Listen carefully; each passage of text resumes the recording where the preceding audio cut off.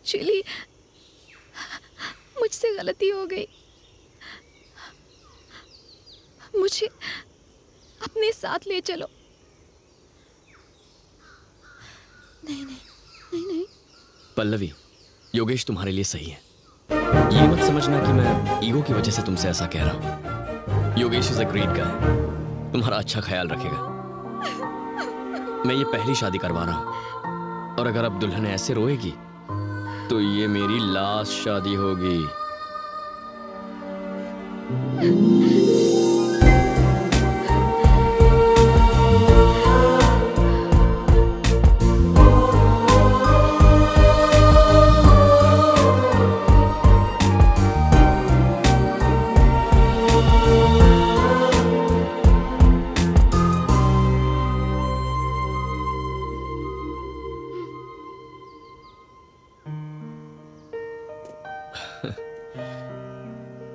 मैं ये तो नहीं जानता कि मेरी शादी किससे होने वाली है, पर कोई लड़की मना करने के बाद फिर से शादी करना चाहे तो ये फीलिंग कुछ अलग ही होती है। उस दिन जब पल्लवी सगाई तोड़कर टेबल पर अंगूठी रखकर जा रही थी तो मुझे ऐसा लगा कि मेरे पापा के बिना और उनकी प्रॉपर्टी के बिना मैं कुछ भी नहीं हूं, जीरो हूं। लेकिन अब उनके बिना, उनकी प्रॉपर्टी के बिना भी आई एम समथिंग। और हाँ, जीरो तो नहीं हूं, I am something. I am something. I am low on sugar. मुझे लो शुगर है बचपन से, और उसी के लिए टैबलेट्स लेती हूँ,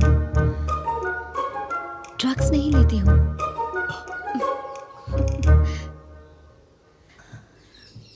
ये सिर्फ वही जानते हैं जो मेरे करीबी होते हैं, जिन्हें मैं चाहती हूँ। ओके, मतलब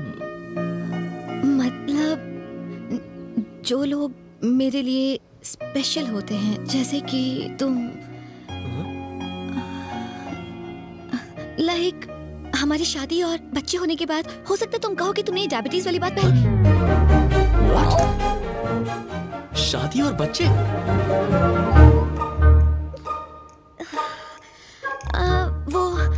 वो मुझे जाके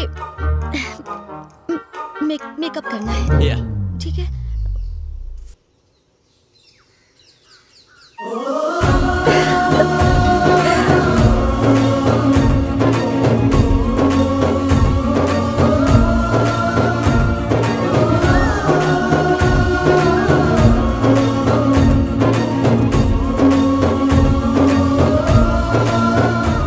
देखो, सारा लगेज बाहर निकाल लो।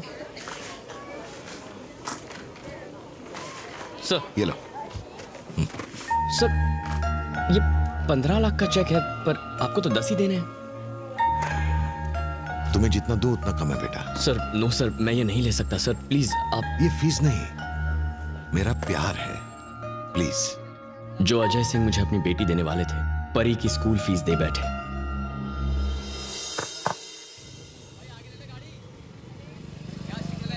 हम शादी कब कर रहे हैं? कोई ट्रैफिक में ये बातें पूछता है क्या? पहली बार तुमने मुझे सिगरेट के साथ देखा। जिस लड़की ने सगाई तोड़ी उसी का मंडप सजाया। लो शुगर होने के बावजूद मुझसे इतना प्यार किया। हमारी लव स्टोरी तो सबसे बहुत अलग है। समझ गया। घर आके मेरा हाथ मांगो। इतनी जल्दबाजी ठीक नहीं है। करेक्ट। ऐसे मामलों में फैसले सोच समझ कर करने चाहिए। आज सोचो और कल आ जाओ। बहुत टाइम दे दिया सुबह लक्ष्मी। समीरा। ओके समीरा जी।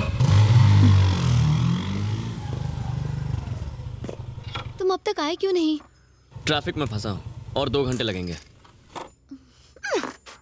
पापा से कहो अपने दामाद का इंतजार करें। ओके। बस पहुंच रहा हूँ। हेलो। शॉक लगा क्या सुबह लक्ष्मी जी? इरिटेट मत करो बनी जी। ठीक है, इरिटेट नहीं करता तुम्हारे पापा से। पहले ही लो शुगर का लोचा है, मिठाई मत खाओ। मेरे मम्मी पापा ऐसे ही बात करते हैं। ओह, तो ये है वो। मेरी हालत उस चूहे जैसी थी जो शेर की गुफा में साइट सीइंग करने जाता है। मैंने अपने दोस्त से कहा कि उसकी बेटी का रिश्ता इससे तोड़ दे और मैं इसे अपनी बेटी दूं। समीरा आपकी बेटी है, पता नहीं था। पता होता तो यहाँ नहीं आते, यही ना? बनी बहुत अच्छा लड़का है पापा। पिता का कर्ज उतारने के लिए इसने सारी प्रॉपर्टी बेच दी। ऐसी बेवकूफी से इम्प्रेस होने की कोई जरूरत नहीं। मैं ही नहीं, पल्लवी भी इससे शादी करना चाहती थी। मैंने नहीं सोचा था कि ये जनरेशन इतनी नासमझ होगी। इंसान पैसा कमाने के लिए ही बना है। महंगी गाड़ी खरीदनी चाहिए, ऐशो आराम की चीजें होनी चाहिए, रहने के लिए ऐसा बड़ा सा एक घर होना चाहिए और बात करने के लिए ऐसी दीवारें भी होनी चाहिए।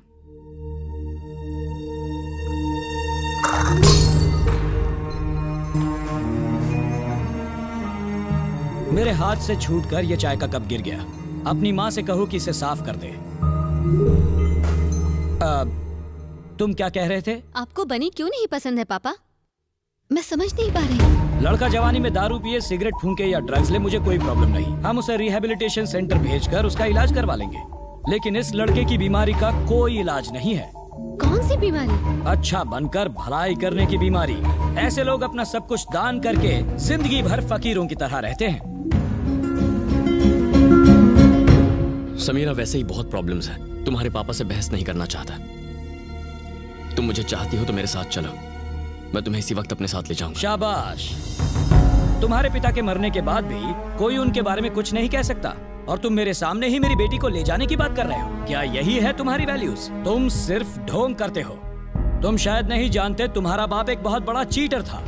उस वक्त अगर हाथ में चाकू होता तो इसका खून करके शमशान पहुंचा देता और खुद जेल की सलाखों के पीछे होता। मेरा बाप नहीं, मेरे पिता का ही है। अगली बार उनका नाम लेने से पहले 2 बार सोचिएगा। आजकल तो मैं उनका नाम दिन में कई बार लेता हूँ बेटा, ये सोच कर के कैसे उन्होंने मुझे टोपी पहनाई। वो मदद करना जानते थे, किसी को फंसाना नहीं।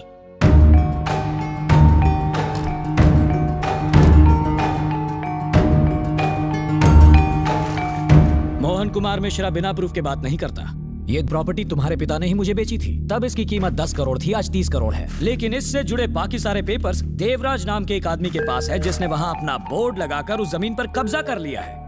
जब तक मैं तुम्हारे पिता से इस बारे में बात करने पहुंचता, वो इस दुनिया से चले गए। तुम इन पेपर्स को रखकर मुझे मेरे पैसे लौटा दोगे, ये सोचकर मैं तुम्हारे घर आया था। एक ऐसा आदमी जिसे अपने सगे बाप की मौत से ज्यादा फ्लाइट रेट जरूरी थे, वो मेरे पिता के मरने के बाद मेरे घर क्यों आया, मुझे सलाह क्यों दी, यह अब मेरी समझ में आया। उस वक्त तुमने हरिश्चंद्र की तरह अपनी सारी प्रॉपर्टी लोगों में बांट दी और वो बेकार के शेयर्स रख लिए। अब तुम ही बताओ, मुझे ऐसी जमीन बेचने वाले तुम्हारे पिता महान हैं या अब तक इस बारे में जिक्र तक नहीं करने वाला मैं महान हूँ? जाओ और जाकर शादियां अरेंज करवाओ और चिल्लर कमाओ। वैल्यूज पर प्रवचन देने की कोई जरूरत नहीं। तुमने इतना सब कुछ ये सोचकर किया कि तुम्हारे पिता को कोई गालियां ना दे। अब मैं गालियां दे रहा हूँ, क्या करोगे तुम? लौटाओगे मेरा पैसा? लौटाओगे क्या? पैसा नहीं दे सकता, पर वो प्रॉपर्टी पेपर्स ला कर दूंगा सर। तुम मुझे पेपर्स ला कर दोगे? जानते हो वो पेपर्स किसके पास हैं? देवराज ठाकुर। वो मेरी तरह शरीफ आदमी नहीं जो तुमसे प्यार से बात करेगा। उसका दूसरा नाम ही दहशत है। आसपास के 21 गांवों में उसी का राज चलता है।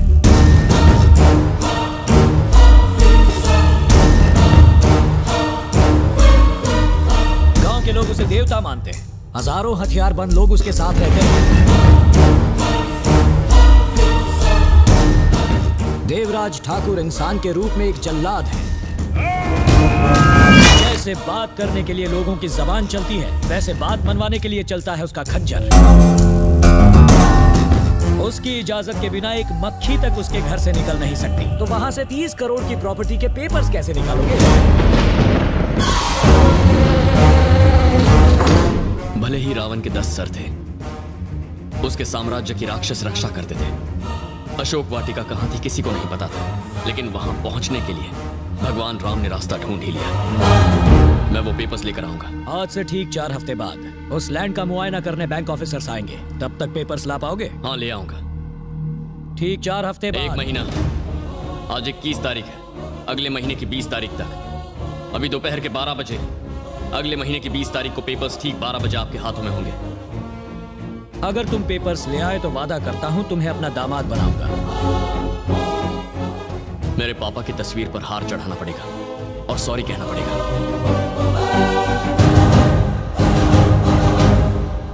हो सकता है आपको छोटा मुंह बड़ी बात लगे, लेकिन पत्नी का दिल जीतने के लिए कप तोड़ने से कुछ नहीं होता, दीवार तोड़नी पड़ती है।